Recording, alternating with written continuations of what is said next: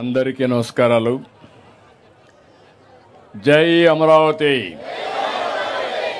ఇంకా గట్టిగా జై అమరావతి, జై అమరావతి. ప్రజాస్వామ్యం గొప్పతనం, ప్రజల సంకల్ప బలం మరోసారి చాటి చెప్పిన రోజు ఇది. రాష్ట్ర చరిత్రలోనే కాకుండా దేశ చరిత్రలో సువర్ణ అక్షరాలతో లిఖించదగ్గ రోజు ఇది. చరిత్ర ఉన్నంత వరకు అమరావతి చరిత్ర ఉంటుంది. ఆ చరిత్ర ఉన్నంత వరకు రైతుల చరిత్ర అమరావతి చరిత్రలో శాశ్వతంగా మిగులుతుందని చెప్పి కూడా నేను మీకు తెలియజేస్తున్నా. విధ్వంసకారులు అనేక కుట్రలను దాటుకుని అమరావతిని గెలిపించుకున్నాం. ప్రజా రాజధాని, ప్రజా విక్టరీగా ఈరోజు మనం నిరూపించుకోగలిగాం. ఈ సందర్భంగా అమరావతి రైతులకు, రాష్ట్ర ప్రజలందరికీ అభినందనలు, శుభాభినందనలు. మన ఆత్మ గౌరవాన్ని నిలబెట్టిన ప్రధానమంత్రి నరేంద్ర మోడీ గారికి మనస్ఫూర్తిగా ధన్యవాదాలు తెలియజేస్తున్నాను. గట్టిగా చప్పట్లు కొట్టి అభినందించండి. అమిత్ షా గారు, అందరూ కూడా కేంద్రంలో ఒకరిని కాదు అందరూ సపోర్ట్ చేసే పరిస్థితికి వచ్చారు.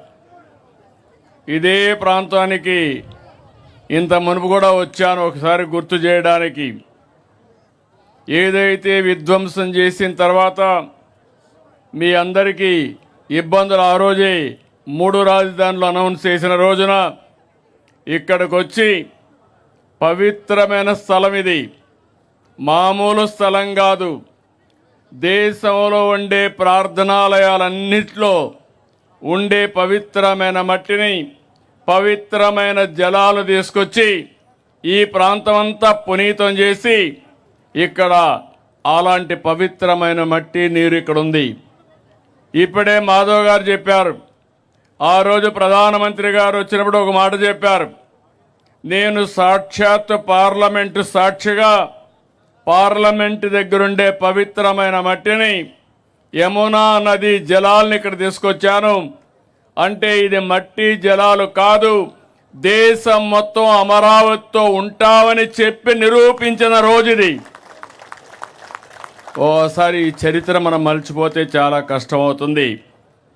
ఆ రోజు ఇక్కడే కాదు, అన్ని దేవాలయాల్లో, అన్ని గ్రామాల్లో పవిత్రమైన మట్టిని తీసుకుని, అక్కడ జలాలు తీసుకుని దేవాలయాల్లో పూజలు చేసి ఆ పూజ ఫలితాలు ఇక్కడికి తీసుకొచ్చాం. అలాంటివన్నీ కూడా మనం ఒకసారి గుర్తుపెట్టుకుంటే ఈరోజు సాక్షాత్ పార్లమెంటు ఒక పార్టీ కాదు, ఎన్డీఏ పార్ట్నర్సే కాకుండా దేశంలో ఉండే అన్ని రాజకీయ పార్టీలు అండగా అమరావతికి నిలబడ్డారంటే అది చరిత్ర. కానీ ఒకే ఒక పార్టీ, దిక్కుమాలిన పార్టీ, ఏమనాలో తెలియదు, వాళ్ళని మనం చూసాం. శ్మశానం అన్నారు. ఈరోజు మనం తెలుగు లేని శాసనాన్ని చేసుకునే పరిస్థితికి వచ్చాం. నేను ఎప్పుడూ చెప్పాను, 3 ముక్కలాట చాలా సులభం అనుకున్నారు. ఆ 3 ముక్కలాటతోనే ఏమయ్యారో మీరే చూశారు. అలాంటి జరిగే పరిస్థితి వచ్చింది. ఇలాంటి పవిత్రమైన సందర్భంగా నాకు చాలా భావోద్వేగం ఉంది. మీకు ఒక నమ్మకం, ఇది ఒక రాజధాని అవుతుంది, మీ జీవితాల్లో మంచి కలుగుతుంది.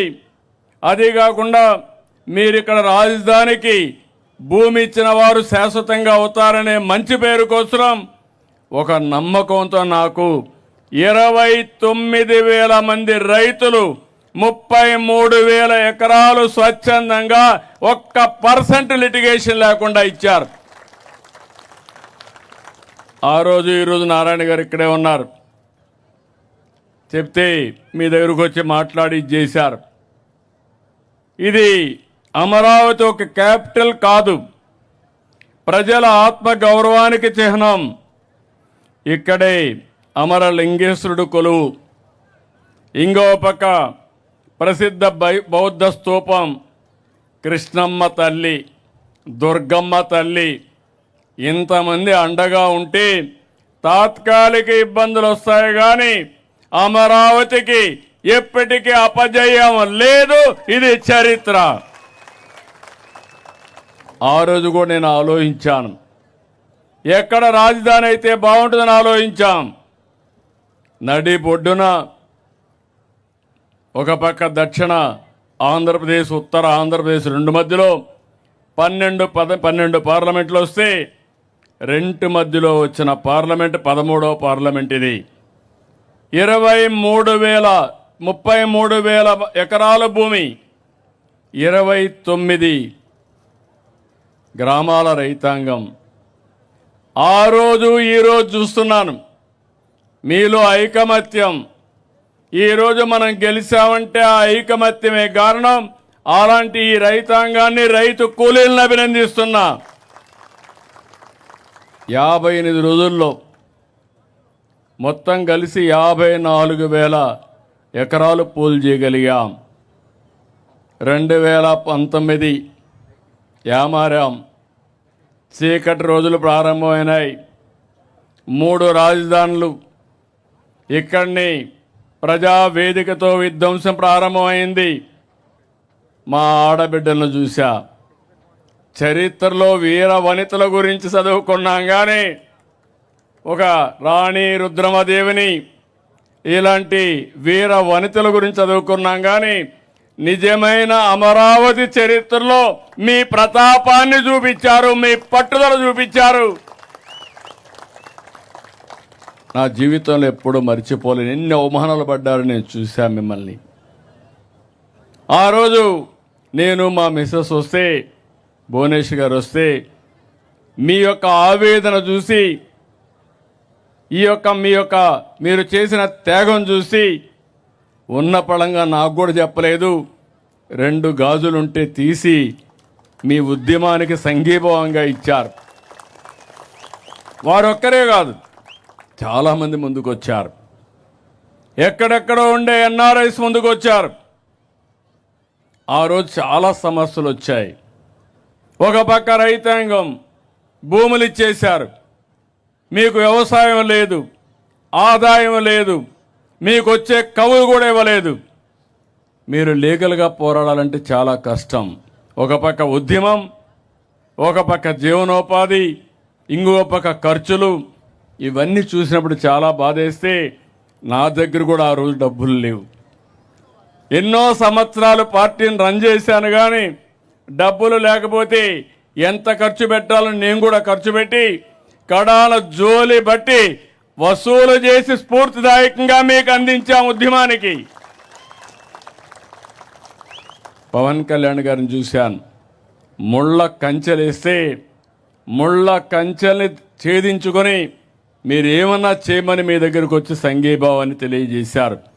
బీజేపీ నాయకులను చూశాను, వాళ్ళు అదే మరిగా వచ్చి సంఘీభావాన్ని తెలియజేశారు.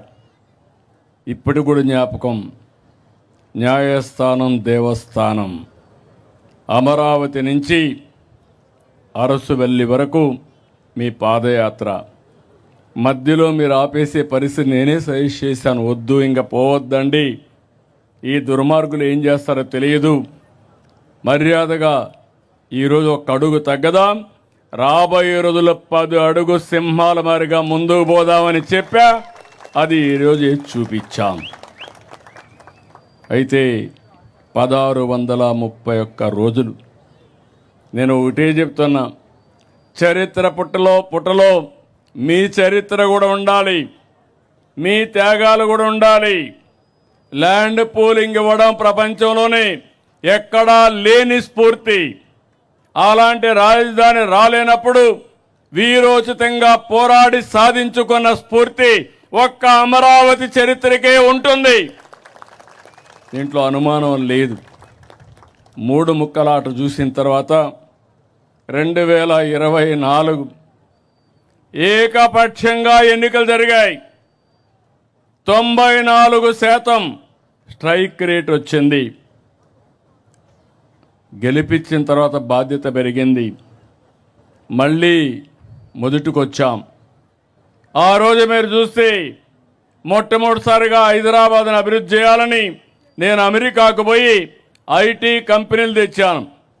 ఈసారి ముఖ్యమంత్రి అయిన తర్వాత 14లో నేరుగా సింగపూర్కి వెళ్ళి సింగపూర్ లాంటి సిటీని నిర్మాణం చేయాలి, మీరు నాకు సహాయం చేయమంటే మాస్టర్ ప్లాన్ తయారు చేసి ఇచ్చారు.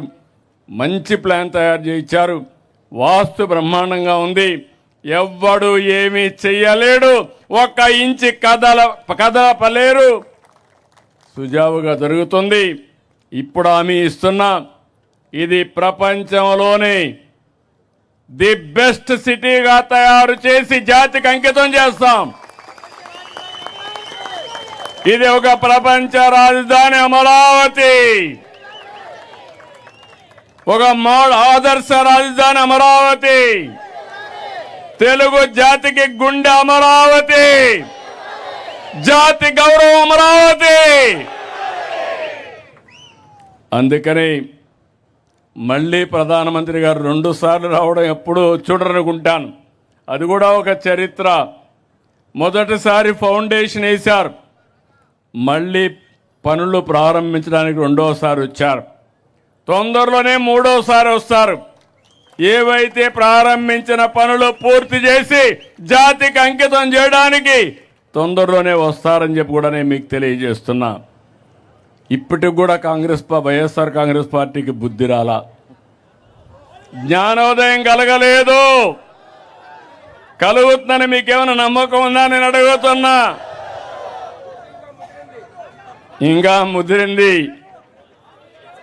అందుకే మీరు చూస్తే అసెంబ్లీలో చర్చ పెడితే కనీస రాజకీయ జ్ఞానం ఉండే వ్యక్తి రావాలి. గవర్నర్ స్పీచ్కి వచ్చారు, గొడవ చేయడానికి వచ్చారు. అదే సమయంలో నిన్న అమరావతి పైన తీర్మానం పెడతామంటే ఇక్కడికి వచ్చే పరిస్థితిలో లేరు. ఇంకో పక్క మీరు చూస్తే ఢిల్లీలో లోకసభలో రాజ్యసభలో వ్యతిరేకించిన ఏకైక పార్టీ భారతదేశంలో ఏం పార్టీ అది? పేరు చెప్పాలనా? మీరు మర్చిపోవాలి, రాష్ట్ర ప్రజలు మర్చిపోవాలి. పీడ విరగడ కావాలి రాష్ట్రానికి. అలాంటి పార్టీ అది. ఈరోజు కొత్త స్లోగన్ తీసుకున్నాడు, మ్యావిగన్ అంటూ. నాకైతే అర్థం కాల. డిక్షనరీలో కూడా చూసా, ఎక్కడ దొరకలా. బుద్ధి లేని వ్యాఖ్యలు, నవ్వులాట వ్యాఖ్యలు. అంటే ఏంటిది నాకు అర్థం కావడం లేదు. అంటే తెలుగు జాతి ఆత్మగౌరవం పట్టలేదు. దుర్మార్గమైన రాజకీయాలు, నేరాలు ఘోరాలు చేసే ఆలోచనలే. వీళ్ళకు ప్రజల గురించి పట్టింపు లేదు, రాష్ట్ర భవిష్యత్ అంతకంటే లేదు. విధ్వంసాలు చేయడం, విషం చంపడం, ప్రజల్ని భయభ్రాంతులు చేయడం. అమరావతిని చంపాలనుకున్న మీరు ఇంకా బాగుపడే సమస్య లేదని మీ అందరికీ విజ్ఞప్తి చేస్తున్నా. అందుకని బిల్లుపై పార్లమెంట్లో వాకౌట్ చేశారు. శాశ్వతంగా మీరు ఆ పార్టీని బ్యాకప్ ఏం చేయాలి? బ్లాక్అవుట్ చేయాలి. అప్పుడే వీళ్ళకి బుద్ధి వస్తుంది. రాజకీయాల నుంచి ఇలాంటి వాళ్ళని నేను చాలా రాజకీయాలు చూసా. 5 దశాబ్దాలుగా రాజకీయాలు చేస్తున్న 48 ఏళ్లుగా రాజకీయాలు చేశా. హేమాహేమిని చూశా, అనేక సమస్యలు చూశా. ఇంత చౌకబారు రాజకీయం, ఇంత నీతిమాలిన రాజకీయం నేను ఎప్పుడూ చూడలేదని చెప్పి నేను మీకు అందరికి కూడా విజ్ఞప్తి చేస్తున్నా. అందుకనే ఈరోజు మిమ్మల్ని అందరినీ కోరుతున్నా, అమరావతి, ఆంధ్రప్రదేశ్, ఒక్క అమరావతినే కాదు, 3 మెగా సిటీలు విశాఖపట్నం, తిరుపతి డెవలప్ చేస్తాం. ప్రతి ప్రాంతాన్ని అభివృద్ధి చేస్తాం. అమరావతి ఒక స్ఫూర్తిగా ఉంటుంది. ఇక్కడ కూర్చుంటే ఎక్కడ లేని వైబ్రేషన్స్ వస్తాయి. ఇక్కడి నుంచి పరిపాలన సమర్థవంతంగా చేసి ప్రతి ప్రాంతాన్ని అభివృద్ధి చేస్తామని అమరావతి సాక్షిగా ప్రజలకు హామీ ఇస్తున్నాం. ఇక అమరావతి అన్స్టాపబుల్, ఎవరు స్టాప్ చేయలేరు. అమరావతి అజేయం, అద్వితీయం. నేను అందుకే మీ అందరికీ చెప్తున్నా, మీరే చూస్తారు. హైదరాబాద్ నగరం 95/2004లో వేసిన foundation. Hyderabad plus Amaravati. Quantum వస్తుంది, ఒకటి కాదు, ప్రపంచం మొత్తం ఇక్కడికి వచ్చే పరిస్థితి వస్తుంది. నేను మిమ్మల్ని ఒకటే కోరుతున్నా, మీరు కూడా ఏమరపాటుతో ఉంటే మళ్ళా సమస్యలు వస్తాయి. అప్రమత్తంగా ఉందాం. మీకు నేను అండగా ఉంటా. ప్రపంచం మొత్తం బెస్ట్ ప్రాక్టీసెస్ ఇక్కడ తీసుకొచ్చి అమరావతిని బ్రహ్మాండమైన రాజధానిగా చేసి నా రుణం తీర్చుకుంటా. మీరందరూ కూడా సహకరించాల్సిందిగా. ఈరోజు నాకు ఎంత ఆనందంగా ఉందంటే, ఎంత గర్వంగా ఉందంటే చెప్పలేనంత గర్వంగా ఉంది. దానికి కారణం ఈ అమరావతికి శాశ్వతత్వాన్ని తీసుకొచ్చాం. ఎవ్వడు కూడా రాబోయే రోజులు ఈ చట్టాన్ని మారుస్తామని పిచ్చి పిచ్చి మాటలు మాట్లాడుతున్నారు. కానీ ఇది వైఎస్ఆర్ కాంగ్రెస్ పార్టీ కాదు, ఢిల్లీలో అన్ని రాజకీయ పార్టీలు కలిసి చేసిన చట్టం. ఈ చట్టాన్ని ఎవరూ మార్చలేరని మరొకసారి మీకు విజ్ఞప్తి చేస్తూ, రాష్ట్రం మొత్తం అమరావతి పైన ఒక మన రాజధాని, ఇంతవరకు అడ్రస్ లేని మనకు ఒక అడ్రస్ క్రియేట్ చేసుకున్నాం. దీని అందరూ ఓనర్షిప్ తీసుకోవాల్సిన అవసరం ఉంది. ఎక్కడికి పోయినా నీ రాజధాని ఏదంటే నా రాజధాని అమరావతిని గర్వంగా చెప్పాలి. జై తెలుగు తల్లి, జై భారత్, జై అమరావతి.